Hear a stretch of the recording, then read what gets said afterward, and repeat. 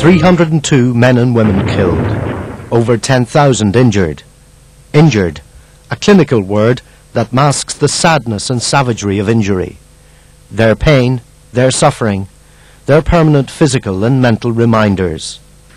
Real people, real human beings, were murdered, maimed, intimidated, and all because of the job they did on behalf of society as a whole.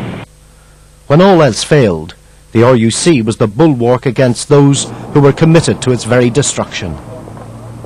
On many occasions during 30 turbulent years, fragile democracy was only maintained because of the dedication and commitment of people who were brave enough to don the green uniform. Their selfless contribution to upholding the rule of law created the breathing space to allow politics to take centre stage. They are the people who forced terrorist organisations to rethink their murderous campaigns to the point where politics, and not the gun, became the preferred option. And if permanent peace is achieved, it will in no small way be as a result of the courage and professionalism of the RUC.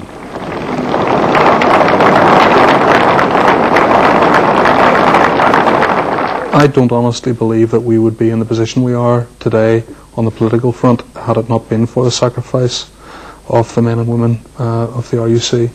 The fact that people got up day and daily, despite the risks, despite the effects that it was having on their family lives, their social lives, and continued to go and do a policing job in very, very difficult circumstances.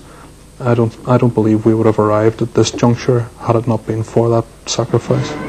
This police service is about to undergo monumental change. The irony is heavy. Ordinary people doing an extraordinary job, the men and women of the RUC who handled the onslaught and worked so tirelessly for peace, will have to make a further sacrifice for the sake of political expediency. We've paid a very high price and will continue to pay a high price. It's a thankless task. They're caught now in the political scenario, but you can't leave politics out of it, and yet you should be able to leave politics out of it. But at the same time, the police are being used and misused, and it wouldn't matter what they were. If they were God's gift to everything, they'll still get the blame. And I think that's the bit that if you were still working, you would find very frustrating. It's frustrating enough when you're retired, but it must be even worse to be actually working in it day to day. And I just feel they've been cheated and treated very badly for generally political purposes. The award of the George Cross by the Queen is richly deserved, but even that will become a posthumous award in order to placate bitter opponents. I feel quite strongly that the George Cross should, if the royal-ulster-constabulary name is to go, then I feel quite strongly that the George Cross finishes with it. The Northern Ireland Police Service, or the Police Service of Northern Ireland, whatever they're going to call us, should have their own identity and own future. But those who have given the sterling service, going back even to 1922, deserve to have that recognised, and I believe that the George Cross is recognition of that service. The RUC is unique in Western Europe. No other police service in any civilised society has been asked to give so much with so little permanent acknowledgement in return. Few, if any, could match its expertise. No other agency could have handled the barbarity from rival tribes without massive hemorrhaging, while at the same time delivering ordinary everyday policing. Those who have served have had to pay a heavy price. They and their families ostracised, vilified and shunned because they wanted to contribute to society. For many, the commitment cost them their lives. I am an RUC widow and will remain an RUC widow, and if it's down to our organisation to carry on the name, we'll do that with immense pride, with immense dedication, because we're proud of what our husbands lived for and died for, and we'll be there.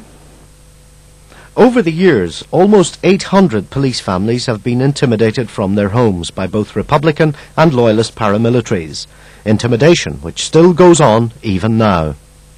New research by the Police Rehabilitation and Retraining Trust shows that half the officers who leave on medical grounds require psychological counselling.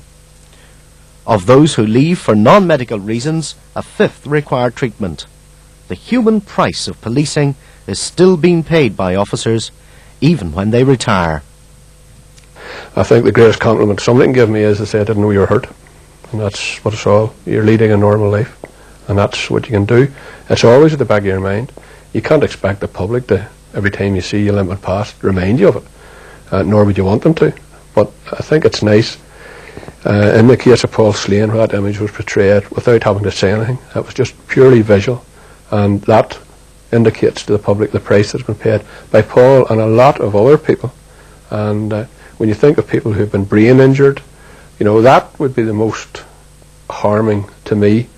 The physical bit you can recover, but the mental bit would really, that's what would put me down. And that's why I'm so grateful that we're as healthy as we are. It's not going to be easy for an ex-RUC man to walk in anywhere to get a job, because I mean that so-called label, so to speak, is going to hang over their head, and they must be treated generously and they must be treated fairly. Patten and the bill now before Parliament will have far-reaching consequences for this service. Much of what is proposed makes good management sense, and the Police Federation acknowledges that. The Federation wants what is best for the police service of the 21st century, and by extension for this society. But it has a number of valid objections to the manner in which the restructuring is being implemented. Without the Royal Ulster Constabulary, as someone once said, the thin green line, we would have had anarchy in Northern Ireland. Those men and women who put on the uniform to only go out and do their jobs for law and order and to protect the community deserve every accolade, and they do not deserve to be treated in any way with contempt or otherwise. I feel that the government should really have stood up and said, we recognise the sacrifice of the Royal Ulster Constabulary, we realise that other people have differences, however they are the police service that we want to see go forward. But I live in a real world, and we will wait and see how the democratic will of Parliament operates in the next few months. The men and women of this police force stood in the line of fire for the past 30 years, never wavered, regardless of what front the problems were being presented on. And at this particular point, in order to move ahead, I believe the government are going to have to treat us with a degree of respect, and they're going to have to treat us fairly. Here is an organisation with exacting standards, motivated by a desire to serve, and an even greater desire to see the peace it worked to achieve. A new service will not start from scratch. The core values of commitment, professionalism, impartiality and courage will form the basis of the new beginning. The very real and tangible legacy left by the officers of the RUC who saved a community from terrorist anarchy. The Federation is unafraid of change, but wants to secure equitable treatment for officers who will face enormous personal upheaval. It merely seeks fairness and honour, the same attributes that earned the RUC the George Cross in the first place. It deserves no less. For the past 30 years, the Royal Ulster Constabulary has been both the bulwark against and the main target of a sustained and brutal terrorist campaign. The force has suffered heavily in protecting both sides of the community from danger. 302 officers have been killed in the line of duty, and thousands more injured, many seriously. Many officers have been ostracised by their own community, and others have been forced to leave their homes in the face of threats to them or their families. As Northern Ireland reaches a turning point in its political development, this award is made to recognise the collective courage and dedication to duty of all those who have served in the Royal Ulster Constabulary, and who have accepted the danger and stress this has brought to them and their families. This tribute is dedicated to the memory of the 302 men and women of the RUC who were murdered in the course of serving the community.